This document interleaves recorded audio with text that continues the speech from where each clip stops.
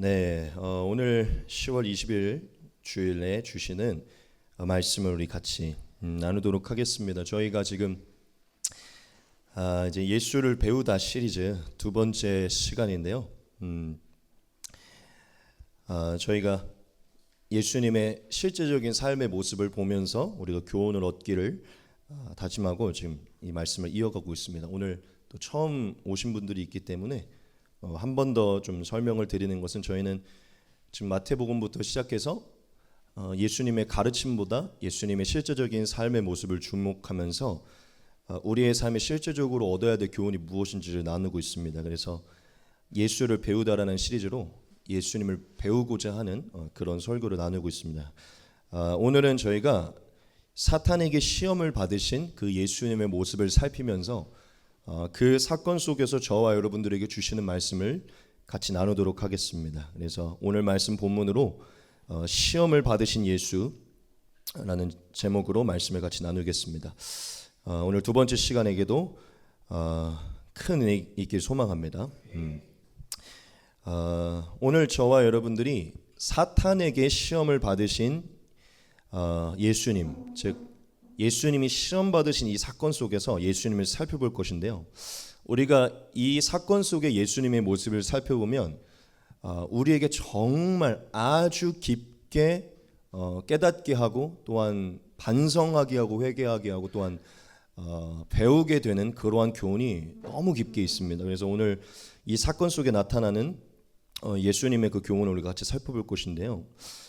우리가 저번 주 본문은 예수님이 세례를 받으셨던 본문이었잖아요. 그렇죠? 여러분, 저번 주 본문에서 우리가 한 가지 흥미로운 사실을 발견했었죠. 그게 뭐였죠?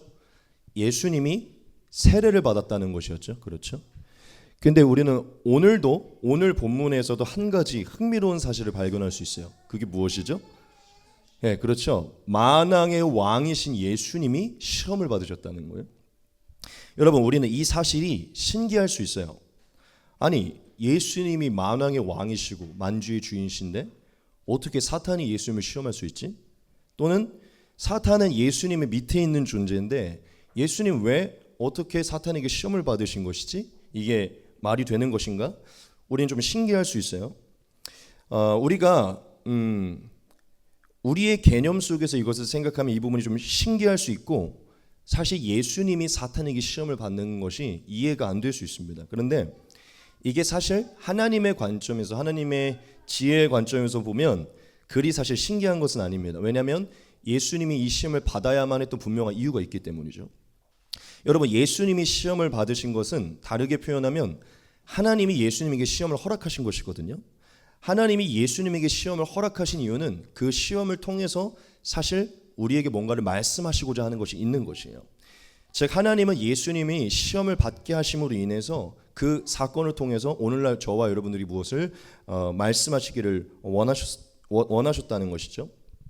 예수님의 시험 받으신 사건은요, 우리가 거시적이다 미시적이다 이런 단어 쓰잖아요. 거시적으로 또 미시적으로도 두 가지의 교훈이 다 있어요.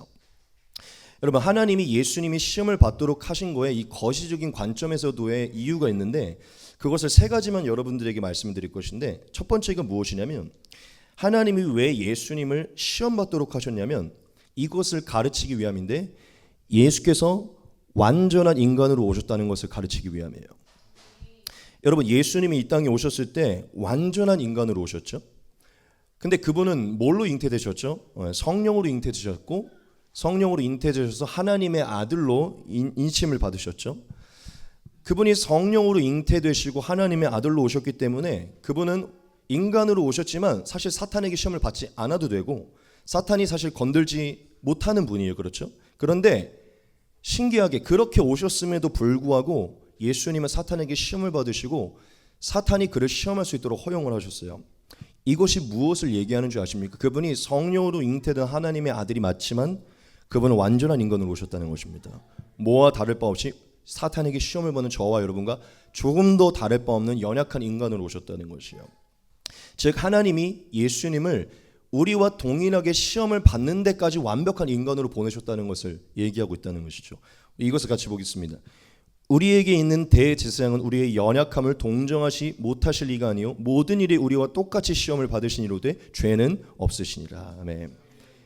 여러분, 예수님은 완전한 인간의 몸으로 오셨어요. 사탄에게 시험을 받는 연약한 우리와 같은 동일한 모습으로 오셨다는 것이죠. 즉 예수님의 사건은 이것을 나타내고 있습니다.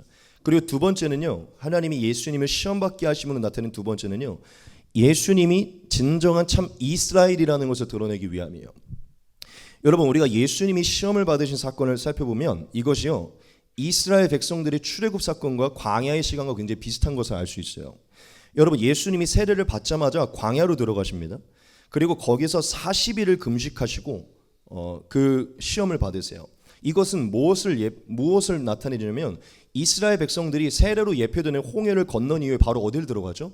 광야로 들어갑니다. 그리고 거기서 그들이 40년 동안 훈련을 받아요. 그렇죠?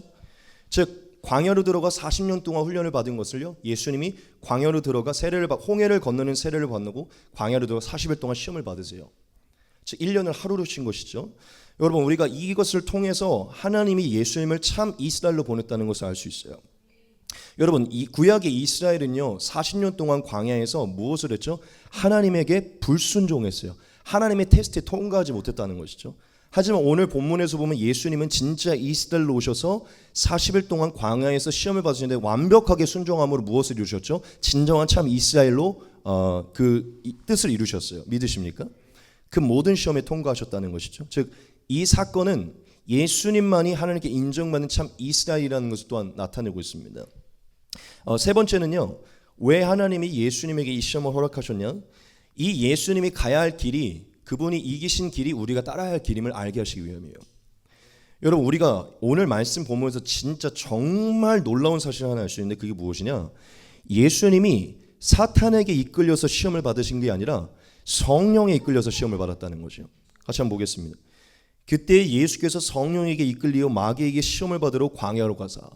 성경은 하나님은 분명하게 말씀하고 계신데 그게 무엇이냐면 예수님이 사탄이 아니라 성령에 이끌려서 시험을 받았다는 것이에요. 즉 하나님이 예수님께 성령을 부으셔서 성령으로 충만케 하셔 그 성령의 이끌림을 받아서 뭐하게 하셨다고요? 시험을 받게 하셨다고요. 여러분, 이것이 뭘 말해주는지 압니까? 이것은 저와 여러분들이 이것을 정확하게 말해주는 것인데, 예수님은 우리가 가야 할 길의 본이시죠. 뭘 얘기하냐면, 여러분, 죄사함을 받고 성령으로 거듭난 자, 그래서 진실로 하나님의 성령으로 인도함을 받는 자의 삶에는요, 그 시작에는 반드시 이런 시험이 찾아올 것이라는 것이죠. 성령으로 거듭난 자는 모든 시험에서 통과하는 그때부터 하나님의 시험이, 즉 우리가 이겨야 되는 시험이 다가온다는 것이죠. 여러분, 예수님은 하나님의 아들, 즉 우리와 같은 완벽한 하나님의 자녀, 육신의 몸으로 오셨어요. 왜 그러냐? 연약한 우리의 참 길과 본이 되시기 위해 오신 것이에요. 즉 그분의 길은 우리가 가야 할 길이라는 것이죠. 예수님은 세례를 받을 필요 없는 분이시지만, 성령으로 잉태된 분이시지만 세례를 받으시고 성령을 받으시고, 왜냐? 우리를 위한 하나님의 그 완벽한 뜻을 이루기 위함이신 것이죠. 즉 그분은 성령을 받고 성령에 이끌려서 시험을 받으셨어요. 왜 그러냐? 그 길이 바로 우리가 나아가야 할 길이고, 그분이 시험에 통과한 길을 통해서 우리가 어떻게 그 시험을 통과해야 되는지 가르쳐주기 위함이죠. 여러분, 하나님이 예수님께 성령에 이끌려 시험을 받게 하는 것은요, 이제 성령으로 거듭난 자들이 성령을 통해 하나님과 동행할 때 사탄이 무엇을 시험할 것이고 우리에게 무엇을 다가올 건지 하나님이 알게 하시는 것이에요. 그리고 거기서 이길 수 있는 길이 오직 예수 그리스도의 길인데, 그 예수 그리스도의 길이 무엇인지 우리에게 가르쳐주기 위함이라는 것이죠. 믿으십니까? 여러분, 하나님은 예수님이 그 시험에서 통과하게 하셨어요. 왜냐? 우리가 그 시험에서 통과할 수 있는 길을 가르쳐주기 위함이죠. 여러분, 예수님은 저와 여러분들의 본과 길이 되기 위해서 이 모든 것을 받으셨고 또한 그 길을 열어주셨어요. 즉 하나님은 이 시험을 통해 우리가 가야 할 길이 무엇인지를 보여주신 것이죠. 지금 제가 세 가지 말했죠. 예수님이 완전한 인간으로 참 이스라엘로 우리의 본이 되기 위해서 시험을 받으셨다. 더 많은 이유가 있을 수 있지만 저는 이것이 참이라고 믿습니다. 하나님이 예수님을 시험받게 하신 이 사건은요, 거시적으로 이러한 의미를 우리에게 주고 있어요. 지금까지는 제가 여러분들에게 겉에서 이 큰 틀에서 이 사건이 주는 메시지를 여러분들이 말씀드렸는데, 이제 사실 더 중요한 미시적 관점에서 이 시험이 저와 여러분들에게 무슨 교훈을 주는지를 나눌 것입니다. 사실 저희의 이 예수를 배우다 시리즈의 그 관점의 그 중심이 무엇이죠? 예수님의 실제적인 삶을 완전히 조명하여 그분의 실제적인 삶에서 우리가 실제로 얻어야 될 교훈이 무엇인지를 배우는 게 이 시리즈의 목적이죠. 그렇기 때문에 이 세 가지의 시험 속에서 예수님이 하신 모습을 우리가 좀 자세히 살피면서 그 모습 속에서 얻어야 할 교훈을 우리가 좀 이제부터 집중해서 나누도록 하겠습니다. 우리가 이제부터 세 가지의 시험을 다 천천히 곱씹으면서 그게 대체 우리에게 무슨 의미를 주며 그 예수님의 모습이 우리에게 어떤 교훈을 주는지를 나눌 것인데요. 우리가 첫 번째부터 같이 나누겠습니다. 우리 같이 한번 다 같이 처음부터 끝까지 읽겠습니다. 시작. 첫 번째 시험, 독을 떡으로 만들라. 아멘. 여러분, 사탄이 예수님께 시도한 첫 번째 시험이 무엇이냐? 돌을 떡으로 만들라는 것이었어요. 말씀 같이 보겠습니다. 그때 예수께서 성령에게 이끌리어 마귀에게 시험을 받으러 광야로 가사 40일을 밤낮으로 금식하신 후에 줄이신지라. 시험하는 자가 예수께 나와와서 이르되 네가 만일 하나님의 아들이거든 명하여 이 돌들로 떡덩이가 되게 하라. 예수께서 대답하여 이르시되 기록되었을 때 사람이 떡으로만 살 것이 아니요 하나님의 입으로부터 나오는 모든 말씀으로 살 것이라 하였느니라. 아멘. 여러분, 사탄이 예수님께 가장 먼저 나타나서 돌을 떡으로 만들라라는 이 말과 함께 그를 시험했어요. 여러분, 우리가 한번 질문을 던져봅시다. 사탄이 예수님께 왜 이런 시험을 한 것일까요? 사탄이 예수님의 어떠한 부분을 넘어뜨리고 뭘 건드리려고 한 것일까요? 이 시험의 진짜 의미가 무엇일까요? 여러분, 우리는 이 시험이 저와 여러분들에게, 예수님에게도 또한 우리에게도 무엇을 말하고 있는지 그 교훈을 알아야 되거든요. 여러분, 하나님은 이 시험을 예수님이 받게 하시고 남기심으로 저와 여러분들에게 말씀하시고자 하는 것이 있는데 그게 무엇일까요? 그 정답부터 여러분들에게 말씀드리고 말씀을 계속해서 이어가겠습니다. 정답은 바로 이것입니다. 우리가 같이 한번 읽어보도록 하겠습니다. 같이 한번 읽겠습니다. 시작. 물질적 욕구보다 영적인 가치를 최우선시해야 한다. 아멘. 여러분, 이 첫 번째 시험은 우리 모든 그리스도인들에게 무엇을 말하고 있냐면 우리가 이 세상을 사는 동안에 물질적 욕구보다 영적인 가치를 최우선시해야 됨을 교훈하고 있어요. 제가 이 교훈을 조금만 더 다르게 몇 가지로만 더 표현해 보겠습니다. 이것을 우리에게 교훈하고 있어요. 육신의 필요보다 하나님과의 관계를 더 중요시해야 한다. 또 진정한 생명은 떡이 아니라 말씀에 있다는 것을 알아야 한다. 네. 이 세 가지, 제가 앞에 띄운 이 모든 게 이 두 가지를 함축하고 있습니다. 즉 이 첫 번째 시험은요, 이것을 저와 여러분들에게 교훈하고 있어요. 여러분, 사탄이 예수님을 시험했을 때요, 그게 어떤 상황이었냐면 예수님께서 육체적으로 가장 힘들 때였습니다. 예수님이 40일 동안 금식하시고 극도로 배가 고프고 가장 힘들 때였어요. 즉 예수님이 가장 힘들고 배고프다는 것을 알고 사탄이 그에게 찾아와서 시험을 한 것이에요. 무엇이죠? 네가 하나님의 아들이면 돌들로 떡덩이가 되게 하라. 여러분, 사탄이 왜 예수님이 가장 힘들 때 찾아오셔서 돌을 떡으로 만들라는 시험을 첫 번째로 주었을까요? 그렇죠. 이유는 너무 간단해요. 사탄은 아주 지혜롭죠. 많은 지식을 갖고 있어요. 우리 인간의 가장 기본적인 욕구인 물질적 욕구와 육신의 필요에 대한 욕구가 약하다는 것을 누가 알고 있냐? 사탄이 알고 있습니다. 사탄은 예수님이 완전한 인간으로 오셨기에 그 안에도 물질적 욕구와 육신의 필요에 대한 욕구가 있다는 것을 알고요. 예수님이 가장 힘들 때, 그분이 가장 고통스러워할 때 예수님이 하나님을 신뢰하지 못하고 하나님을 기다리지 못하고 영적인 가치를 추구하기보다는 물질적 욕구와 육신의 필요에 집중하고 집착하도록 이 시기에 이 시험을 준 거예요. 이건 마치 누구와 같냐면 이스라엘 백성들이 광야에서 보였던 모습과 같아요. 이스라엘 백성들은 광야에서 하나님의 능력을 경험하고 하나님께 집중하지 않고 만나와 메추라의 떡과 즉 먹을 것, 육신적인 욕구에 집중하며 하나님의 사명보다 그들의 삶의 필요에 집중하고 있었죠. 즉 이스라엘이 갔던 그 길을 그대로 가도록 예수님에게 말하고 있는 것이에요. 여러분, 우리는 여기서 사탄의 굉장히 교묘함을 볼 수 있어요. 그게 무엇이냐면 여러분, 사실 예수님이 돌을 떡으로 만드는 게 죄입니까? 아니죠. 그 자체는 죄가 아니에요. 그렇죠? 예수님은 하나님의 아들이시고 신적인 능력이 많으시니까 얼마든지 그걸 떡으로 만드셔도 되죠. 그렇죠? 그리고 사실은 툭 까놓고 얘기해 봅시다. 지금은 어떤 상황이죠? 예수님이 40일 동안 금식하신 상황이잖아요. 여러분, 배고픈데 40일 동안 금식했는데 배고픔을 채우는 것이 죄입니까? 죄가 아니잖아요. 얼마든지 배고프니까 정당하게 배를 채워도 되죠. 그렇죠? 돌을 떡으로 만드는 것은 간음도 아니고 살인도 아니고 얼마든지 정당한 배를 채워야 되는 정당한 일이에요. 그 신적인 능력으로 얼마든지 그것을 할 수가 있어요. 이것은 굉장히 정당해 보이고 합리적으로 보여요. 겉으로 보기에는. 그런데 이것은요, 합리적이라는 가면에 감추어진 사탄의 교묘한 시험이었어요.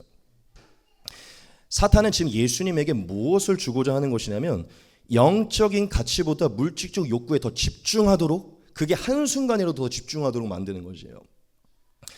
즉 사탄이 예수님에게 이 시험을 준 그 시험의 본질적인 의미를 우리는 이 네 가지로 볼 수 있어요. 같이 한번 보겠습니다. 하나님 아버지의 뜻을 벗어난 자기 만족을 추구하게 만드는 것이죠. 육신의 필요를 하나님의 때와 방법보다 앞세우는 것이에요. 그리고 하나님께 대한 신뢰와 의존을 포기하게 만드는 것입니다. 메시아로서의 사명보다 개인의 필요를 우선시하게 하는 것이에요. 사탄은 이런 것을 이루기 위해, 예수님이 여기에 집중하기 위해 이 시험을 허락한 거예요. 여러분, 사탄은 합리적이고 정당하다는 교묘한 가면으로 예수님에게 유혹했고, 예수님이 하나님보다 물질적, 세상적, 육신적에 집중할 수 있도록 속삭인 것이죠. 하지만 예수님이 누구이시죠? 사탄의 위에 계시고 그보다 뛰어난 분이시죠. 예수님은 사탄이 이런 교묘한 가면을 쓰고 다가온다는 걸 아셨고 이 시험에 넘어지지 않으셨어요.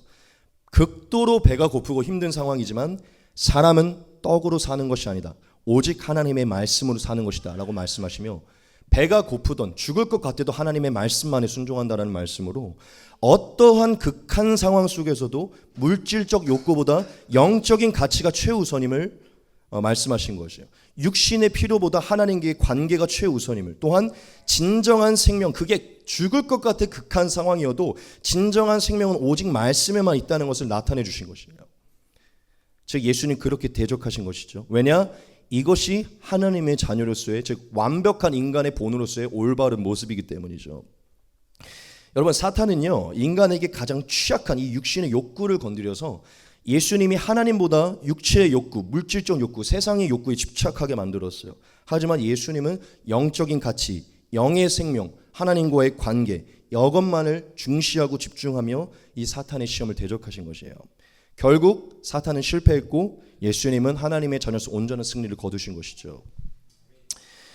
여러분, 우리가 이 사탄의 첫 번째 시험, 즉 예수님이 받으신 첫 번째 시험을 보면요, 또한 그분이 통과하신 모습을 보면요, 우리가 예수님의 제자로서 깨닫고 또한 배워야 되는 태도가 무엇인지를 나타내고 있습니다. 여러분, 우리가 이 첫 번째 시험을 통과한 예수님의 모습에서 배워야 할 태도가 무엇일까요? 그렇죠?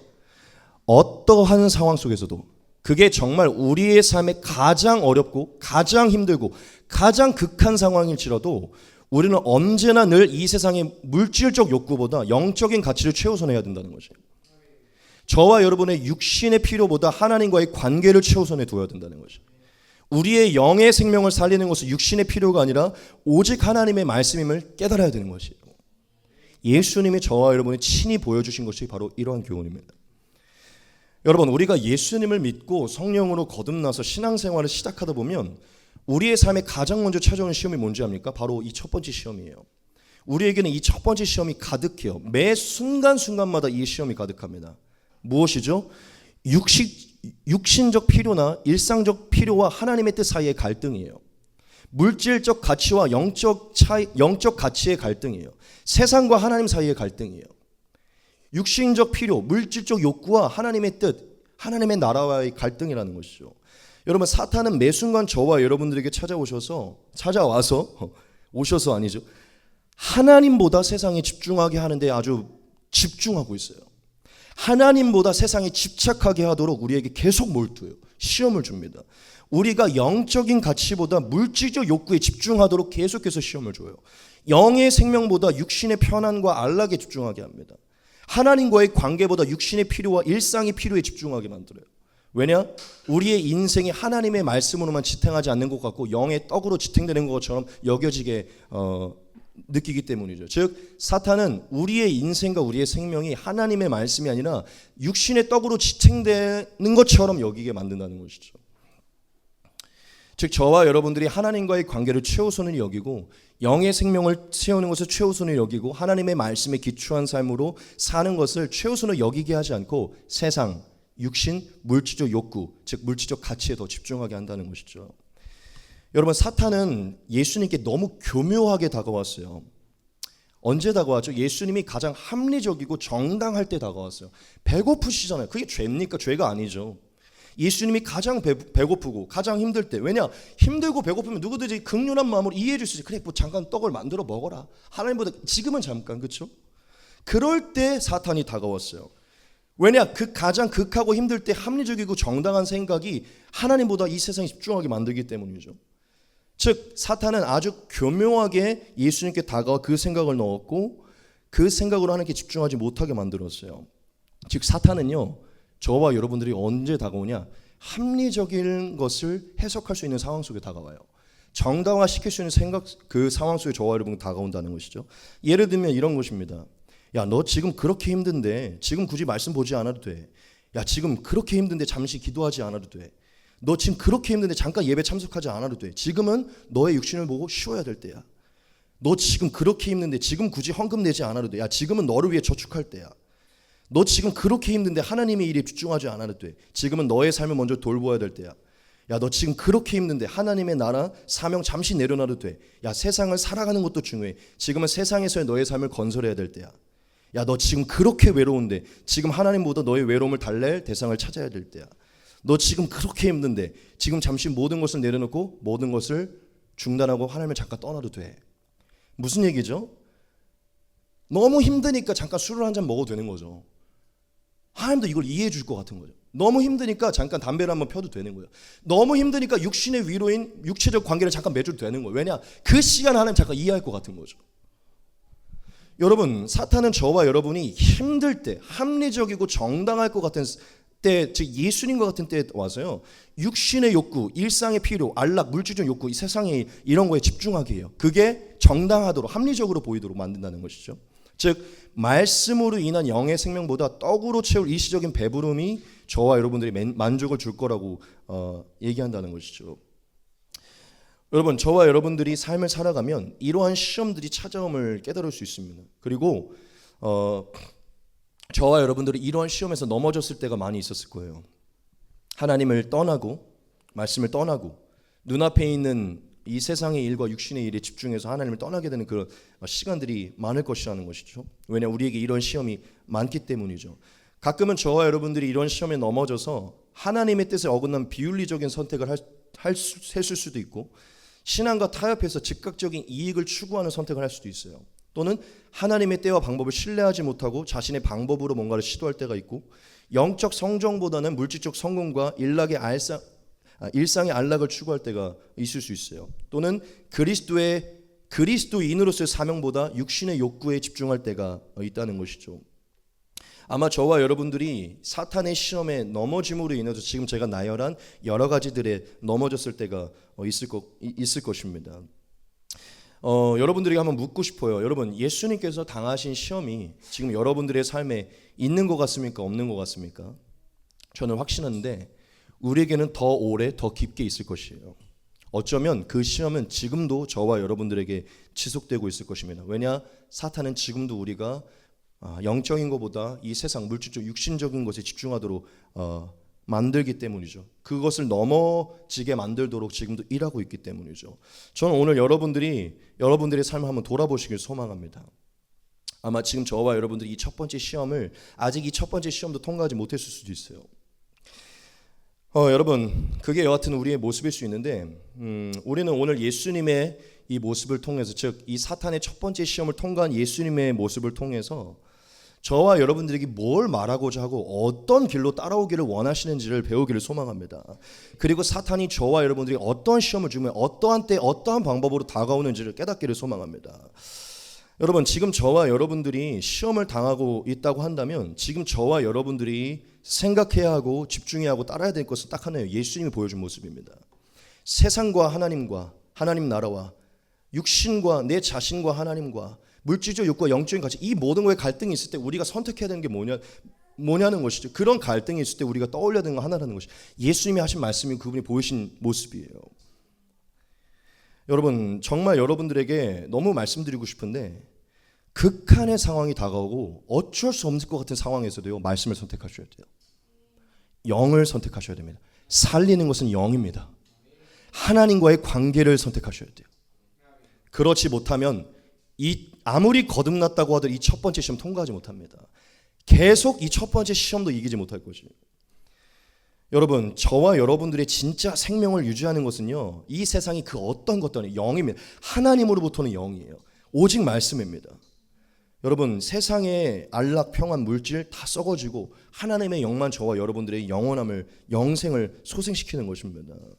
만약 지금 저와 여러분들이 여전히 그 갈등이 있다면 오늘 예수님의 모습을 묵묵히 묵상하시고 또한 여러분들이 묵상하고 깨달은 대로 그 길을 다시 따라가셔야 돼요. 그 길로 나아가셔서 이 시험을 통과하셔야 됩니다. 왜냐? 이게 장성한 그리스도인의 모습이고 예수님의 길을 따르는 제자의 모습이기 때문입니다. 여러분들에게 이 세상을 너무 고난스럽게 가라고 말하고 싶은 것은 아니에요. 그리고 이 세상에서의 삶을 돌보지 말라고 말하는 것도 아닙니다. 그런데 여러분, 예수님은 저와 여러분들에게 그 모든 것 속에서 우선순위가 무엇인지를 가르쳐 주셨어요. 여러분들의 삶을 돌보시되 여러분들이 따라야 하는 예수님이 보여준 그 우선순위가 뭔지를 돌아보시기 바랍니다. 그게 합리화시킬 수 있고 정당화시킬 수 있는 극한의 상황일지라도 무엇을 선택해야 되는지를 돌아볼 수 있게 소망합니다. 예수님의 길을 잘 따르셔서 오늘부터 일어나는 그 시험을 잘 억누르고 예수님이 선택하는 생명의 길로 나아가시기 소망합니다. 두 번째 시험입니다. 같이 한번 읽겠습니다. 시작. 두 번째 시험, 뛰어내리라. 아멘. 여러분, 사탄이 예수님께 간 두 번째 시험은요, 거룩한 성 꼭대기에서 뛰어내리라고 한 것이에요. 말씀을 같이 보겠습니다. 이에 마귀가 예수를 거룩한 성으로 데려다가 성전 꼭대기에 세우고 이르되 네가 만일 하나님의 아들이어든 뛰어내리라. 기록되었을 때 그가 너를 위하여 그의 사자들을 명하시리니 그들이 손으로 너를 받들어 발이 돌에 부딪히지 않게 하리로다 하였느니라. 예수께서 이르시되 또 기록되었을 때 주 너의 하나님을 시험하지 말라 하였느니라 하시니. 사탄은 예수님을 거룩한 성전 꼭대기로 데리고 올라가서 예수님께 뛰어내리라고 했어요. 왜 사탄은 또 이 두 번째 시험을 주었을까요? 이 두 번째 시험으로 예수님을 넘어뜨리려고 한 부분이 뭘까요? 이 시험이 주는 의미가 무엇일까요? 이 시험에 대한 교훈도 그 정답을 미리 말씀드리고 말씀을 이어가겠습니다. 이 두 번째 시험이 저와 여러분들에게 주는 교훈은요, 바로 이것이요. 같이 한번 읽겠습니다. 시작. 하나님 앞에 겸손해야 한다. 아멘. 이 두 번째 시험은요, 하나님 앞에 겸손해야 된다는 것을 가르쳐요. 사실 우리가 이 두 번째 시험을 말씀 그대로 표면적으로 봤을 때 이 두 번째 시험은요, 하나님을 시험하지 말아야 한다라는 교훈을 주는 것 같아요. 근데 그것은 맞습니다. 그런데 저는 하나님을 시험하지 말아야 된다는 것을 조금 더 여러분들 이해하기 쉽게 위해 한 번 더 풀었는데 그게 무엇이냐? 하나님 앞에 겸손해야 한다는 것이에요. 하나님을 시험하지 않아야 된다는 것은요, 하나님 앞에 겸손해야 된다는 것입니다. 여러분, 사탄이 왜 예수님께 이 시험을 했는지, 이 시험을 통해 예수님이 어떤 부분을 넘어뜨리려고 했는지 그걸 알기 위해서는요, 이 본문의 내용을 우리가 조금 더 자세히 살펴야 되는데, 여러분, 사탄이 예수님을 거룩한 성 꼭대기로 데려가서 그 꼭대기에서 뭘 인용했죠? 성경 말씀을 인용했어요. 그렇죠? 성경 말씀을 인용해서 그 말씀을 언급한 이후에 예수님을 그곳에서 뛰어내리도록 유혹했어요. 그럼 왜 사탄은 성경 말씀을 인용해서 뛰어내리라고 했을까요? 이 시험의 본질적인 의미가 뭔가요? 우리가 사탄이 예수님을 시험하기 위해 인용한 구조를 다시 한번 살펴봅시다. 이것이었죠. 이르되 네가 만일 하나님의 아들이어든 뛰어내리라. 기록되었을 때 그가 너를 위하여 그의 사자들을 명하시니 그들이 손으로 너를 받들어 발이 돌에 부딪히지 않게 하리로다 하였느니라. 이 말씀은요, 사탄이요 성경을 다 암송하고 있어요. 성경을 꿰고 있어요. 사탄이 성경을 그대로 외워서 시편 91편의 말씀을 그대로 예수님께 인용한 건데, 시편에 이런 말씀이 있습니다. 그가 너를 위하여 그의 천사들을 명령하사 네 모든 길에서 너를 지키게 하심이라. 그들이 그들의 손으로 너를 붙들어 발이 돌에 부딪히지 아니하게 하리로다. 네. 이 말씀을 그대로 가지고 와서 예수님께 인용하면서 이 말씀에 기록되어 있잖아. 너는 말씀대로 온 거고 너는 하나님의 아들이지. 그러니까 이 말씀들이 이루어질 거야. 그러니까 한번 뛰어내려봐. 이렇게 얘기한 거예요. 여러분, 이 말씀은요, 다윗이 하나님의 영에 감동돼서 하나님을 믿고 섬기는 하나님의 백성들이 하나님을 의지할 때 어떤 은혜를 받는지를 기록해 놓은 거예요. 사실 이 시편 91편 1절부터 마지막 절까지 보면요, 하나님의 백성들이 받을 은혜와 보호하심, 지키심 이런 게 막 나와 있어요. 11절 12절의 말씀이 뭐죠? 네. 하나님의 백성들은 하나님이 천사를 지켜서 어디서도 해를 받지 않을 것이고 무슨 일을 하더라도 하나님이 걸리적거리는 것이 없이 지킬 것이라는 말씀, 약속의 말씀이에요. 그렇죠? 여러분, 이 말씀이 좋은 말씀입니까? 아닙니까? 아주 좋은 말씀이죠. 믿는 자들에게 아주 힘이 되는 말씀이죠. 소망이 되는 말씀이에요. 그런데 왜 사탄은 이렇게 좋은 믿는 자들에게 소망이 되는 말씀을 가지고 와서 예수님에게 이 말씀을 인용해서 왜 예수님을 유혹했을까요? 이 말씀을 인용함으로 인해 뭘 넘어뜨리려고 한 것입니까? 이 말씀을 인용해서 뛰어내리게 하심으로 예수님은 어떤 부분을 건드리려고 했냐는 것이죠. 여기에 바로 정답이 있습니다. 이 시험에 무엇이냐? 사탄이 예수님께 이 시험을 통해서 건드리려고 했던 부분, 넘어뜨리려고 했던 것은요, 제가 오늘 아까 겸손의 키워드 썼는데 그 반대로 교만이에요. 교만. 즉 영적인 교만을 건드리기 위해서 이 시험을 준 겁니다. 바로 이것이요. 몇 가지 더 있는데 영적인 교만입니다. 즉 하나님 앞에 교만하게 행하게 하기 위한 그 틈을 만들게 하기 위함이에요. 다르게 표현하면 앞에 PPT 있습니다. 같이 보십시오. 사탄은 예수님이 하나님이 주권을 넘어서 교만하게 행하도록 시험을 한 거예요. 즉 하나님의 능력을 자기의 뜻대로 사용하도록 유혹한 것이죠. 하나님과의 관계를 자신의 뜻대로 조작하도록 유혹한 것이죠. 즉 하나님이 말씀하신 말씀을 중간에 두고 하나님을 시험하게 함으로 하나님을 조종하고 조작하는 그러한 교만한 태도를 보이도록 유혹한 것이죠. 여러분, 사탄은 이번에도 예수님께 아주 교묘하게 접근했어요. 일단 뭐가 교묘한 것이죠? 하나님이 친히 기록한 성경을 인용했잖아요. 그렇죠? 여러분, 만약 예수님이 이 성경 말씀에 의지해서 뛰어내렸다면 그것도 죄가 아니에요. 왜냐하면 말씀에 의지해서 내린 거니까. 말씀에 의지해서 뛰어내렸는데 진짜 천사가 보호할 수 있잖아요. 어떻게 보면 사탄은 이건 하나님의 내 유혹이 아니라 하나님의 말씀이잖아. 뛰어내려봐도 되잖아. 예수님이 그 말씀을 의지해서 뛰어내리는 게 그렇게까지 죄는 아니에요. 왜냐? 그냥 그 말씀 그대로 행하신 것이니까. 그렇죠? 근데 예수님 뛰어내리지 않았죠. 또 사실은 예수님이 만약에 그 말씀 그대로 뛰어내렸다면 이것을 증명할 수 있는 길이 될 수도 있었어요. 그게 뭐냐? 정말 예수님이 뛰어내렸는데 천국과 천사가 지키는 거. 그러면 이 말씀 그대로가 이루어지는지 아닌지를 증명할 수 있는 기회였죠. 그리고 예수님은 사실은 누구죠? 메시아잖아요. 예수님 사실 뛰어내렸을 때 죽지 않을 수 있는 분이죠. 그렇죠? 즉 예수님이 뛰어내려서 죽지 않음을 통해 나는 뛰어내렸는데도 죽지 않았어라는 이것을 통해서 자신의 메시아됨을 사실 드러낼 수 있었다는 것이죠. 무슨 얘기죠? 사탄은 말씀을 매개체로 사용해서 합리적인 생각을 또 넣은 거예요. 이 말씀에 인용해서 이렇게 가면 죄가 아니겠지. 그런데 사탄은 이 말씀을 통해 이 말씀을 증명할, 또한 메시아를 증명할 어떤 합리적인 길을 사실 제시한 게 아니었고, 그의 교묘한 그 가면 사이에 숨어있던 것은요, 예수님이 하나님 앞에 영적인 교만을 통해, 과시를 통해 내가 하나님의 아들이니까 보여주리라, 영적인 교만과 과신을 통해 하나님의 주권을 넘어서서, 하나님의 때를 넘어서서 하나님의 능력을 자신의 멋대로 자신의 삶에 맞추려는 그 영적인 교만을 일으키려고 한 것이에요. 이게 바로 사탄이 예수님에게 만든 교묘한 시험이었던 것입니다. 예수님이 하나님 앞에 교만하지 못하며 하나님의 아들로서의 과시, 즉 겸손한 모습을 갖지 않고 교만으로 나아가도록 사탄이 시험한 것이죠. 여러분, 예수님은 사탄이 이런 교묘한 속임수를 다 알고 있었어요. 즉 무엇을 넘어뜨리려고 하는지 알고 있었다는 것이죠. 그렇기 때문에 예수님 오늘 말씀에서 어떠한 상황이 펼쳐지더라도요, 하나님 앞에 교만하게 행하지 않았어요. 여러분, 예수님은 사실 그 말씀 때문이 아니라 그 말씀이 없었다고 하더라도 사실 성전 꼭대기에서 떨어져도 죽지 않을 수 있는 분이에요. 그렇죠? 여러분, 예수님 메시아잖아요. 자신의 능력으로 바다를 잠재우는데 그 말씀 없어도 그냥 뛰어내려도 안 죽을 수 있어요.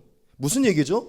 예수님 뛰어내리는 순간 천사들 데리고 와서 예수님 그 말씀 없어도 그냥 천사들 12군단 되는 더 천사를 부어서 보호하게 만들 수 있는 분이라는 것이죠.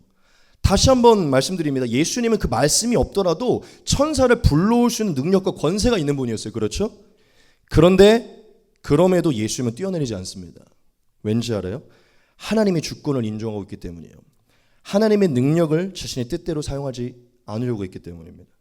하나님의 때와 하나님의 방법을 신뢰하고 하나님이 행하시는 일들을 기다리지, 하나님의 뜻하지 않은 것을 자기가 뛰어내서 하나님이 알아서 나를 보호하시겠지, 그렇게 교만하게 자신이 먼저 앞서고 하나님을 뒤에서 따라오도록 만들지 않았다는 것이죠.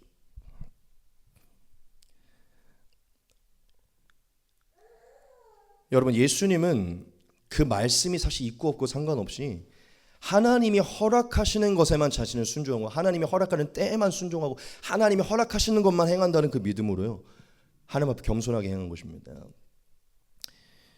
여러분, 예수님은 이것을 알고 있었어요. 그게 무엇이냐면 하나님은 절대로 인간에게 시험받지 않으신다. 그리고 하나님은 절대로 인간이 자신의 뜻을 위해 조종해서 안 되는 분이심을 하나님 알고 있었어요. 여러분, 예수님은 뭘 알고 있었냐면 하나님과 인간 사이에 말씀이 있다고 하더라도, 그리고 인간이 이 말씀에 대한 확고한 믿음이 있다고 하더라도 하나님이 꼭 이 말씀과 그 믿음대로 행하지 않아도 되는 분임을 알고 있었어요. 지금 무슨 얘기인지 이해되십니까? 다시 한번 강조했는데, 말씀이 있고 그 말씀에 대한 확고한 믿음이 있다고 하더라도 하나님은 꼭 그대로 행하지 않아도 되는 분. 왜냐? 그분이 주권자이기 때문이죠. 우리에게 말씀이 있고 우리가 그 말씀을 믿는다고 하나님이 꼭 이래야 되는 게 아니에요. 왜냐? 하나님이 모든 것을 결정하기 때문이죠. 여러분, 예수님은 그것을 알고 있었어요. 말씀이 있다고 하더라도, 믿음이 있다고 하더라도 그 믿음으로 우리 하나님을 조종할 수 없고 그 믿음으로 하나님의 능력을 우리 스스로 조작할 수 없다. 아무리 정당해 보이더라도요, 하나님을 우리가 주관할 수 없다는 것을 예수님이 알았다는 것이죠. 그래서 예수님은 주 너의 하나님을 시험하지 말라. 내 안에 하나님의 주권을 넘어서 하나님의 때를 넘어서 하나님을 시험하도록 만드는 이 시험을 하지 말라. 물러가라. 그렇게 말씀하신 것이죠. 하나님은 시험할 대상이 아니며 그게 말씀이, 믿음이 중간에 매개체로 있다고 하더라도 우리가 시험할 대상이 아니면 예수님은 아셨다는 것이죠. 즉 하나님의 거룩함과 어미하심 앞에 겸손해야 되는 태도를 보여주신 것이죠. 여러분, 우리가 이 두 번째 시험에서 예수님의 모습을 통해서 이것을 배워야 됩니다. 무엇입니까? 어떠한 상황 속에서도 하나님 앞에 겸손해야 된다는 것이요. 하나님을 나의 뜻대로 조종하려거나 하나님을 시험하려는 영적인 교만을 버려야 된다는 것입니다. 여러분, 우리의 삶에서도요, 예수님이 받았던 이 두 번째 시험이요, 가득합니다. 즉 우리가 영적으로 교만해져서 하나님보다 앞서 하나님을 시험하는 행위들이 가득하다는 것이죠. 하나님의 주권을 넘어서고 하나님의 일하심, 능력, 보호하심을 내 뜻대로, 내 믿음대로 사용하려고 하는 것이에요. 여러분, 제가 오늘 말씀을 준비하면서 예수님이 받았던 시험의 모습을 보면서요, 오늘날도 여전히 사탄이 우리에게, 오늘날 현대 그리스도인들에게 가장 많이 하고 있는 시험의 모습이 무엇인지 정확하게 이해했어요. 뭔지 아십니까? 오늘날 크리스찬들에게 사탄이 계속해서 두고 있는 시험의 방법, 뭐냐면 어떤 특정한 하나의 성경 말씀에 꽂히게 해서 모든 것을 무모하게 시작하거나 진행하게 하는 것이에요. 다시 한번 강조할게요. 어떠한 특정한 하나의 성경 말씀에 꽂히게 해서 모든 것을 무모하게 도전하거나 시작하고 진행하게 하는 것이 사탄이 일으키는 방법이라는 것이죠. 예를 들면 이런 것이에요. 예를 좀 들어볼게요. 여러분, 우리 그리스도인들이 하나님이 주신 여러 가지 축복의 메시지를 마음에 품고 있죠. 그렇죠? 그리고 각자가 좋아하는 구조들을 품고 있을 것이에요. 좋아하는 축복의 메시지가 있을 것입니다. 근데 여러분, 그런 말씀을 가지고 사는 거는 나쁜 것입니까? 그렇지 않죠. 그런 말씀을 가지고 살아야 되죠. 왜냐? 그런 말씀으로 우리가 힘과 소망을 얻고 위로를 얻고 나아갈 힘을 얻잖아요. 그렇죠? 그것은 잘못된 것이 아니에요. 하나님이 주신 말씀을 품고 소망하는 건 잘못된 게 아니에요. 그런데 이제 잘못된 예가 있어요. 좀 단적인 예지만 좀 극단적일 수 있지만 여러분들이 말씀드리기 원합니다. 이런 거예요. 하나님은 말씀을 통해 물질의 복을 주시고 우리의 삶을 더 풍요롭게 하시겠다는 약속의 말씀들을 두셨어요. 그러니까 우리가 막 그런 말씀을 달달 외우면서 하나님은 나에게 일하실 거고 물질의 부여를 주실 거, 풍요를 주실 거 하면서 복권을 사는 거예요. 로또를 사는 겁니다. 그 말씀대로 이루어지게 내가 뭘 하든지 간에. 그렇죠? 너무 극단적이지만 여러분, 이거는 지금 우리가 삶의 미묘한 부분이 있는 거예요. 하나님께서 반드시 함께 하시고 무엇이든지 선으로 바꾸시고 형통하게 하시는 말씀들이 있죠. 거기에 꽂혀서요, 만약에 사업을 시작한다고 하는데 철저한 준비도 없이 그냥 빠르게 사업을 시작하는 거예요. 내가 준비를 하나 안 하나 하나님 형통하게 하실 거니까. 그 말씀에 꽂혀서. 혹은 학생이라면 하나님께서 앞길을 인도하신다고 믿고, 하나님 나의 목자시니까 나를 쉬게 하시고, 내가 뭘 하든지 간에 나를 푸른 초장으로 인도하실 거야. 그리고 전쟁은 여호와께 속한 것이지 하나님께서 싸우실 거야 하니까 자신의 인생에 대해 더 미래를 위해 공부하지 않고 준비하지 않고 그냥 시험을 치는 거예요. 어떤 시험, 어디를 붙더라 이거 하나님 뜻이겠지. 푸른 초장으로 인도하시겠지. 철저하게 미래를 계획하지 않고 요행을 바라는 것이죠. 혹 누군가는 이럴 수도 있어요. 이거는 인간 간의 관계인데 하나님께서 허락하셨다는 그런 어떤 무모한 사인에 꽂혀서 뭔가 교제하는 중간에 어떤 말씀 하나에 꽂히고 그냥 뭔가 마음에 하나님이 허락했던 그거는 꽂혀서요. 어떠한 검증도 없이 어떠한 알아보는 시간도 그냥 급하게 결혼을 진행하는 거예요. 또는 어떤 관계를 그냥 빠르게 진행해버리는, 사업을 빠르게 진행해버리는 것이죠. 하나님이 어디로 가든지 이기게 하시고 어디로 가든지 무엇이든지 승리하게 하신다는 그런 말씀에 꽂혀서 뭘 하든지 간에 기도도 없이 그냥 막무가내로 진행하는 거예요. 여러분, 저와 여러분들의 삶에 이런 부분이 없는 것 같지만 굉장히 많아요. 오늘 아침에 예를 들어 무슨 선택을 해야 되는데 오늘 아침에 큐티했던 그 말씀이 딱 꽂혀 그냥 선택. 근데 여러분 잘 안 됩니다. 너무 왜 그런 줄 알아요? 그냥 좀 앞서서 얘기할게요. 이 말씀을 지금 있는 상황에 너무 대입했기 때문이에요. 하나님이 여기서 진짜 뭘 말하고 있는지를 보는 게 아니라 내 상황 속에 이 말씀이 필요하니까 내 상황에 이 말씀 끼워 맞추니까 그런 거예요.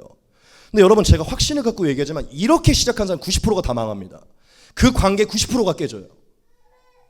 왜냐? 하나님이 일하지 않기 때문이죠. 그 사람은 말씀이 의지예요. 하나님이 나를 인도할 거라는 믿음 때문에 그 일들을 행하지만요, 절대 성장하지 못하면, 왜냐? 하나님 그 말씀도 일하지 않기 때문이죠. 도리어 그 말씀에 꽂혀서 시작했던 사람들 중에 90% 이상이요 실패하게 돼서 어떻게 되냐? 믿음을 저버리게 돼요. 하나님이 그 말씀대로 행하지 않았기 때문이죠. 하나님 안 살아계신다는 것이죠. 여러분, 하나님이 왜 그대로 행하지 않을까요? 왜 그 말씀대로 행하지 않았을까요?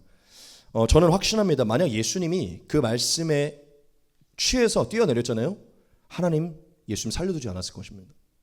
왜냐? 그게 하나님 뜻이 아니니까. 여러분, 하나님은 시험받지 않으시는 분입니다. 말씀으로, 우리의 믿음으로 시험받지 않으시는 분이에요. 내가 뭔가를 믿으면 하나님이 해야 되는 게 아니라는 것이죠. 만약 우리가 말씀에 대한 믿음이 확고해서 우리의 믿음대로 하나님 모든 걸 해야 된다면 저는 우주를 갖고 있었을 거예요, 아마. 여러분, 하나님은 저와 여러분들에게 말씀을 주셨죠.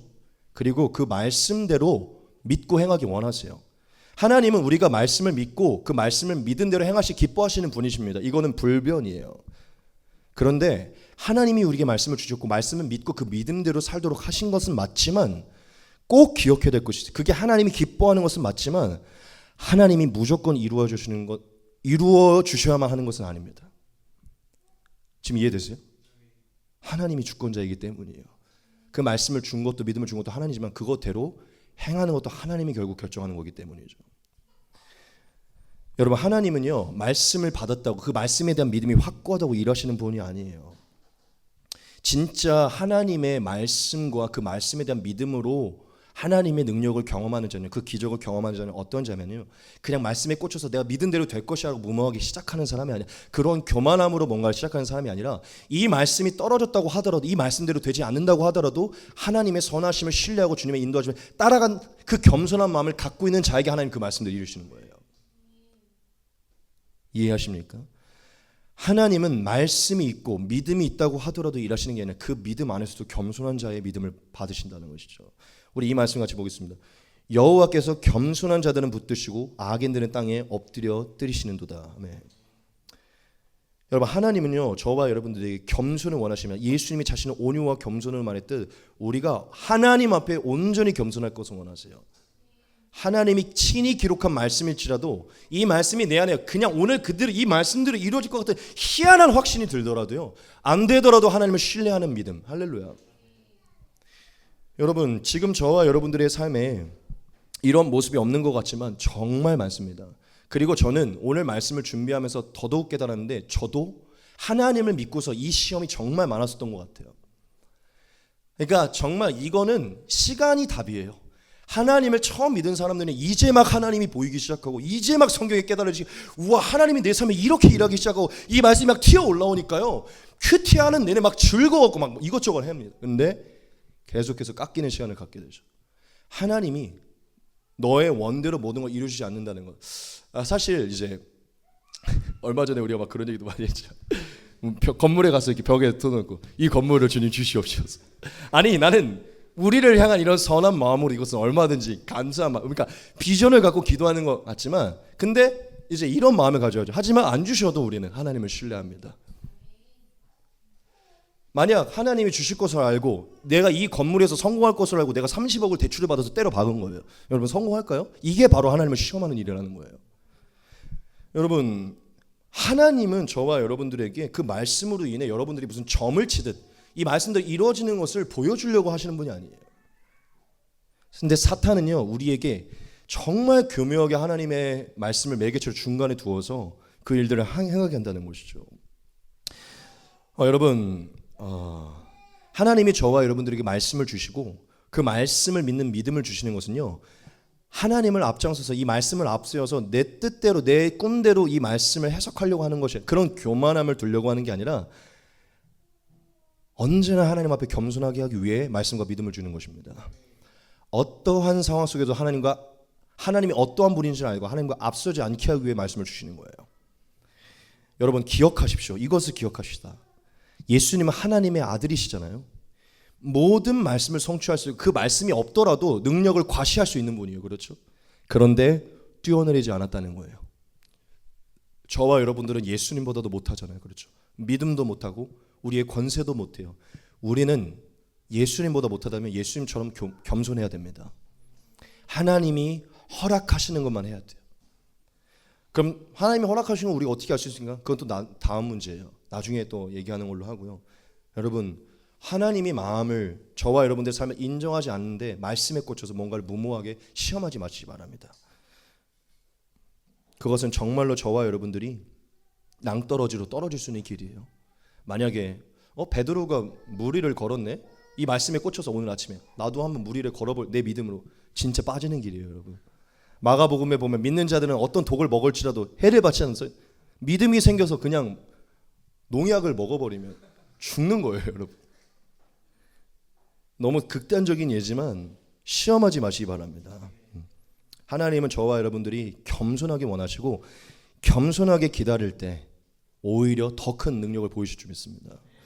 마지막 세 번째입니다. 같이 한번 읽겠습니다. 시작. 세 번째 시험, 내게 엎드려 경배하라. 아멘. 마지막 세 번째는 내게 엎드려 경배하라였는데요. 말씀 같이 보겠습니다. 마귀가 또 그를 데리고 지극히 높은 산으로 가서 천하 만국과 그 영광을 보여 이르되 만일 내게 엎드려 경배하면 이 모든 것을 내게 주리라. 이에 예수께서 말씀하시되 사탄아 물러가라. 기록되었을 때 주 너의 하나님께 경배하고 다만 그를 섬기라 하였느니라. 아멘. 여러분 왜 사탄이 또 예수님에게 천하 만국을 보이면서 자기에게 절하라고 했을까? 이 시험의 의미가 뭘까요? 빠르게 가겠습니다. 이 시험이 주는 교훈은 바로 이것입니다. 같이 한번 읽겠습니다. 시작. 세상의 영광이 아닌 하나님의 영광을 구하라. 아멘. 여러분 이 세 번째 교훈은요 세상의 영광이 아닌 하나님의 영광을 구하라는 것인데 여러분 사탄이 예수님을 아주 높은 산 꼭대기로 데리고 가서 천하 만국을 보여서요 그 영광을 보였다고 기록하고 있어요. 왜 그런 걸까요? 바로 이 이유 때문이에요. 이 시험의 본질적인 이유는 이것입니다. 같이 한번 보겠습니다. 예수님이요 눈에 보이는 이 세상의 영광에 도취되게 하려고 한 거예요. 예수님에게 그 영광을 천하 만국과 그 영광을 보여주었죠. 즉 보는 것을 통해서 그 세상의 화려함과 풍요의 그 영광에 도취되게 만들려고 한 게 사탄의 방법입니다. 여러분 예수님이 상속받을 예수님이 영광을 받은 나라는요 사실 보이지 않는 나라예요. 그렇죠? 예비된 나라예요. 하나님이 예수님에게 주려고 했던 예수님이 장차 받을 영광은요 이 땅이 아니라 보이지 않는 나라예요. 예비된 나라예요.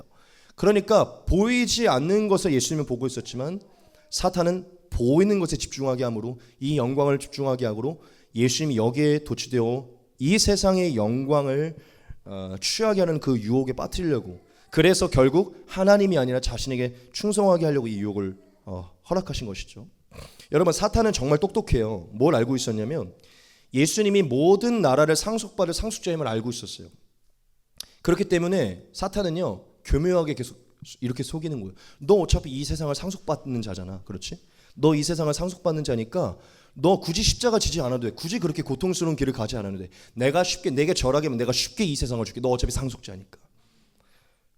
사탄의 교묘한 두 번째 십자가의 고난 없이 쉽게 세상의 영광을 얻도록 쉽게 영광을 얻도록 길을 제시한 거예요. 또는 사탄이 이걸 알고 있었어요. 예수님이 결국 그 나라를 상속받고 영광을 상속받는 예수님의 기준에서 성공인 걸 알고 있었거든요. 예수님 그걸 이루어야 되니까. 사탄은요 예수님의 성공의 그거를 건드려요. 야 이게 바로 너의 성공의 길이지. 넌 이렇게 성공해야지. 내가 더 쉽고 빠르게 널 성공시킬 수 있게 해줄게. 내게 절하기만 하면 돼. 너는 상속받을 수 있고 그 영광은 너의 것이야. 즉 하나님의 방법보다 사탄의 방법을 사용해서 성공을 더 쉽고 빠르게 이루도록 유혹한 것이죠. 왜냐? 결국 영광을 얻는 것은 동일하고요. 세상을 얻는 것도 동일하기 때문이에요. 즉 사탄은 예수님이 눈에 보이는 이 세상의 영광에 집중하도록 해서요, 장차 받아야 될 그 영광을 잊어버리게 만드는 것이죠. 또한 장차 받아야 될 영광은 이후에 있는 것 같으니 지금 너무 힘드니 이 고난과 이 고탄을 그냥 넘어가서 쉽게 넘어가서 눈앞에서 빨리 영광을 취할 수 있도록 교묘하게 한 거예요. 쉽고 빠르게 예수님의 성공을 완성을 이룰 수 있도록. 사탄의 방법을 따라 하나님의 방법은 너무 고난스럽잖아요. 그렇죠? 하나님의 방법은 참고 인내하고 견디고 십자가를 져서 결국 들어가야 되는데 사탄은 그러지 않아도 되잖아요. 그것을 계속 유혹하는 거죠. 계속 쉽고 빨라. 금방 이룰 수 있어. 하나님의 방법보다 이게 훨씬 더 빨라.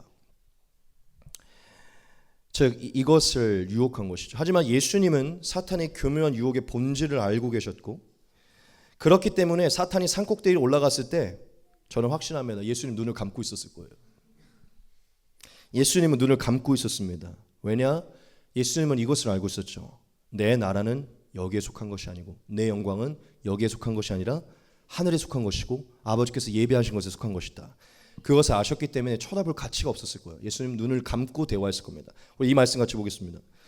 예수께서 대답하시되 내 나라는 이 세상에 속한 것이 아니니라. 만일 내 나라가 이 세상에 속한 것이었더라면 내 종들이 싸워 나로 유대인들에게 넘겨지지 않게 하였으리라. 이제 내 나라는 여기에 속한 것이 아니니라. 아멘. 예수님께서 빌라도에게 하신 얘기입니다. 여러분 예수님은요 자신에게 주어질 영광이 이 세상으로부터 오는 영광이 아닌 것을 알고 있었어요. 오직 하나님으로부터만 온다는 것을 알고 있었어요. 또한 이후에 하나님이 주실 영광은 지금 이 세상에서 누리는 영광과 비교할 수 없다는 것을 예수님은 알고 있었어요. 그리고 예수님이 또한 뭘 알고 있었냐? 하나님이 주시는 비교할 수 없는 그 영광은요 오직 십자가의 고난의 길을 갈 때만 주어진다는 것을 알고 있었어요. 오직 하나님께 순종할 그분을 섬길 때만, 그분의 방법대로 행할 때만 주어지는 것을 예수님은 알고 있었어요. 그래서 예수님은 사탄에게 절하지 않은 것입니다. 사실 여기서 더 중요한 부분이 있어요. 왜 예수님이 절하지 않은 줄 압니까? 사탄이 하는 말이 거짓말이라는 것을 예수님은 알고 있었기 때문이죠. 여러분 사탄이 무슨 얘기했죠? 이 세상이 자기의 것인 것처럼 얘기했어요. 이것은 내 건데 내가 너에게 줄 것이다. 자기가 주권자인 것처럼 얘기했죠. 하지만 예수님은 뭘 알고 있었을까요? 이 세상이나 오는 세상이나 다 너 것이 아니고 아버지 손에 있다는 것을 예수님은 알고 있었죠. 이 세상이나 오는 세상에서 주어진 영광은 다 아버지 손 안에 있고 또한 나는 아버지 안에 있기에 사실 그 영광은 이미 내 것이다라는 것을 알고 있었어요. 사탄은 이 영광이 자기네 것처럼 얘기했지만 사실 그 영광은 다 이 세상에 속한 것도 다 예수님의 것이었습니다. 즉 예수님은 그것을 다 알고 있었기 때문에 사탄의 교묘한 거짓 앞에 조금도 흔들리지 않았고 다만 주 너의 하나님을 섬기고 경배하라 말씀하신 것이에요. 왜냐? 그럴 때 하나님이 하나님의 영광을 보여주실 것이기 때문이죠. 여러분 우리가 이 마지막 세 번째 시험에서 예수님의 모습에서 우리가 배워야 되는 배울 점을 배울 수 있습니다. 그게 무엇일까요? 그렇죠? 저와 여러분 이 세상을 살아가고 있고 이 세상을 중요하게 살아가야 되지만 살아가는 동안 이 세상의 영광을 조금 더 구하지 말아야 된다는 것입니다. 저와 여러분들은 하나님으로부터 주어지는 영광을 구해야 된다는 것이에요. 왜냐?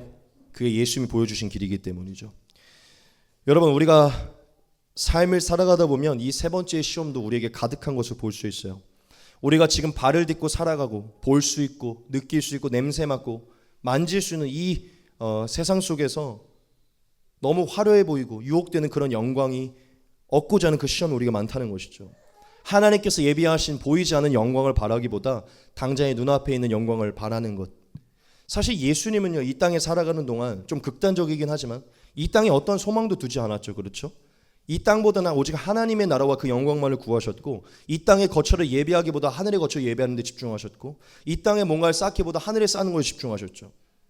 근데 우리는 예수님의 길을 따라간다고 얘기하지만 여전히 보이는 것에 모든 것을 쌓기 원하고 얻기 원하고 누리려고 많이 해요. 즉 보이지 않는 그곳에 비교할 수 없는 영광을 위해서 이 땅에서는 좀 힘든 길, 십자가의 길을 지는 길, 그것으로 나아가기 하기보다는 오히려 고통을 피하려고 예수님을 믿긴 믿지만 고통을 피하려고 하고 안락함과 평안함의 삶으로 나아가려고 집중하죠. 근데 왜 그런 줄 아닙니까? 사탄이 우리에게 그런 유혹을 주기 때문이에요. 사탄은 계속해서 우리에게 실제적으로 만지게 하고 보게 하고 느끼게 해서 세상의 영광이 도취되게 만드는 것이죠.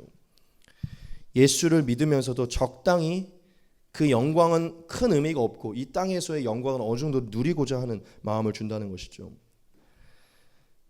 또한 예수님을 따라서 예수님의 사명을 이루는 길보다 성공의 길을 생각하게 만들고 세상의 권력과 명예를 얻기 위해서 하나님의 방법보다 사탄의 방법을 사용해서 더 빨리 가려고 하고 영적인 타협을 통해서 더 큰 성공을 추구하려고, 즉 그런 유혹에 저와 여러분들이 노출될 때가 많다는 것이죠. 저는 지금 저와 여러분들에게도 하나님으로부터 오는 영광 그리고 세상으로부터 오는 영광에 대한 갈등이 많이 있다고 믿습니다.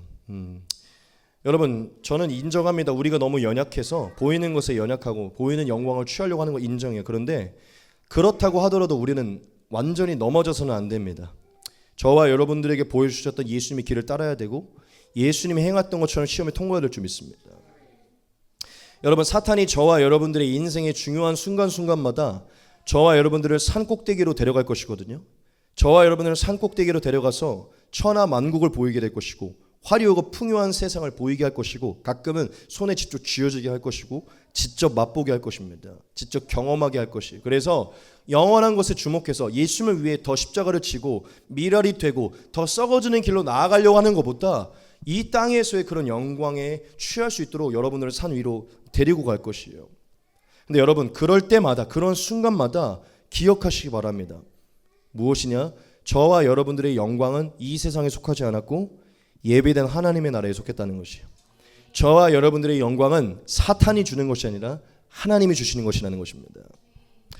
여러분, 세상에 대한 유혹이 주어질 때 이 땅에서 뭔가 더 안락하고 평안하고 누리고 싶고 갖고 싶고 고난을 피하고 싶은 그런 유혹이 올 때마다 꼭 이것을 기억하셔야 돼요.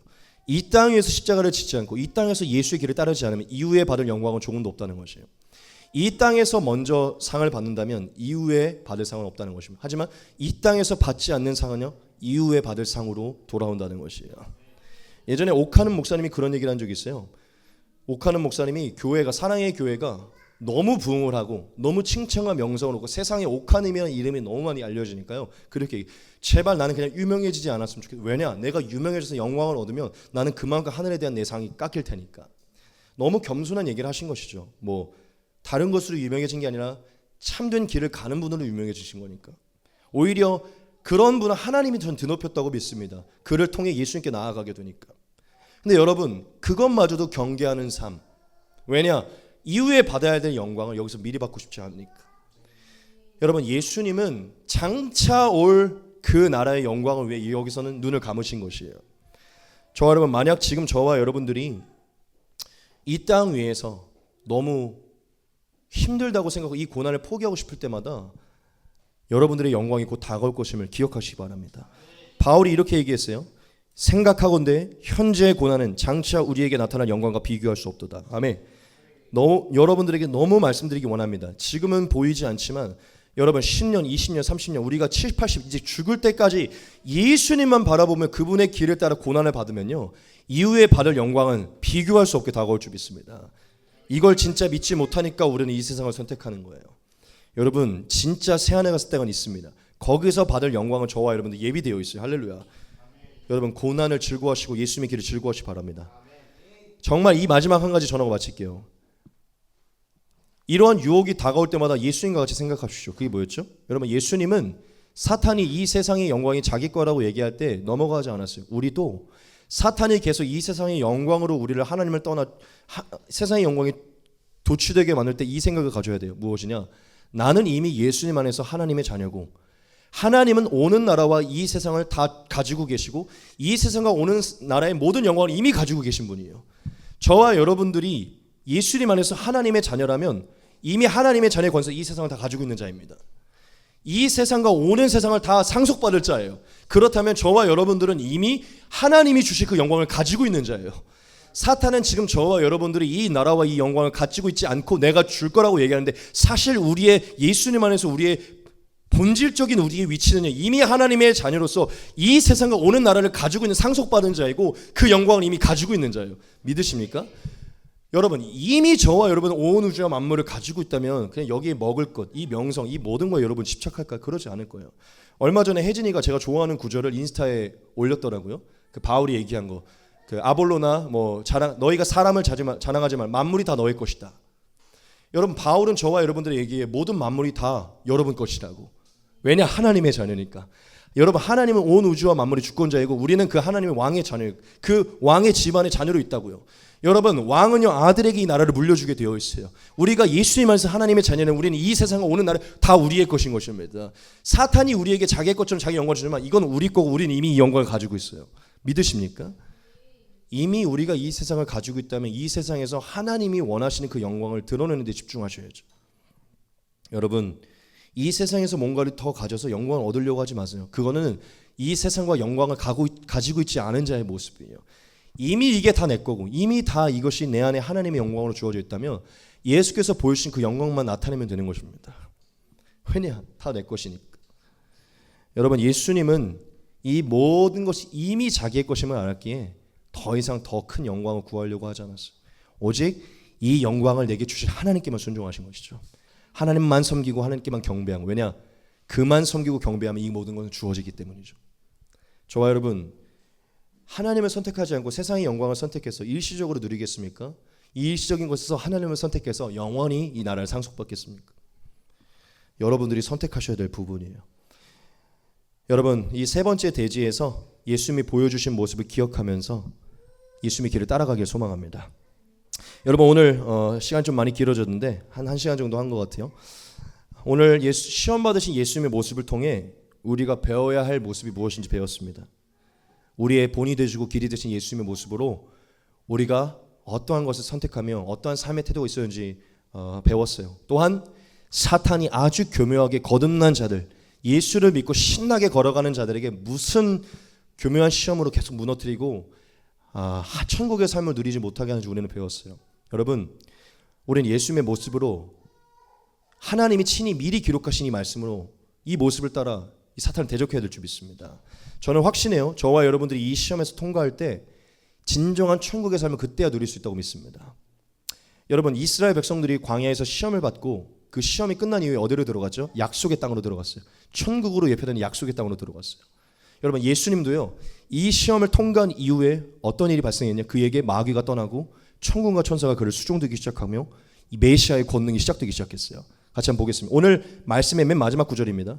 이에 마귀는 예수를 떠나고 천사들이 나와서 수종되니라. 아멘. 여러분 우리가 예수님을 믿었다고 하더라도 계속 이 시험에 놓였으면 우리는 계속 번뇌와 고난과 하나님 안에서의 갈등이 지속됐고요. 천국과 천사가 우리를 보호하여 이 모든 것을 통과되어 자유케 된 예수님이 보여주는 천국의 삶을 시작할 수 없습니다. 하지만 예수님은 통과하셨고 이 모든 시험에 더 이상 놓이지 않고 하나님만을 섬기면서 천국과 천사의 돌보심으로 권능을 시작하셨어요. 지금 11절이죠. 17절에 보면 이제 이렇게 나와 있습니다. 이 단어가 중요해요. 이때부터 예수께서 비로소 전파하여 이르시되 회개하라 천국이 가까이 왔느니라 하시더라. 아멘. 비로소가 중요합니다. 비로소.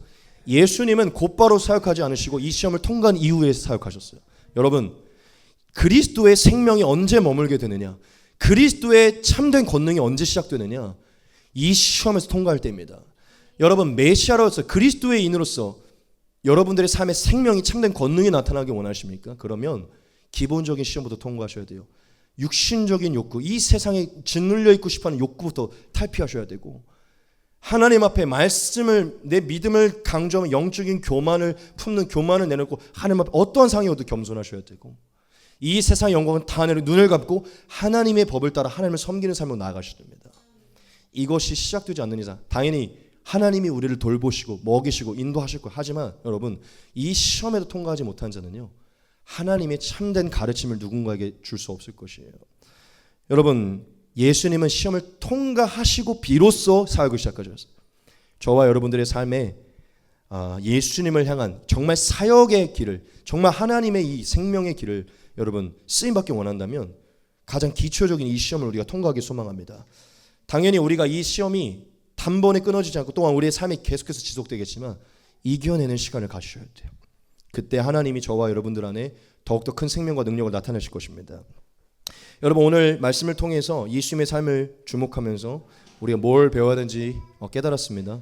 다시 한번 강조합니다. 물질적 욕구보다 영적인 가치를 최우선하시기 바랍니다. 하나님 앞에 겸손하시기 바랍니다. 세상의 영광이 아닌 하나님의 영광을 구하는 저와 여러분 되시길 소망합니다. 우리 계속해서 예수님의 모습을 주목하게 기도해 주시고 말씀을 적용하시기 바랍니다.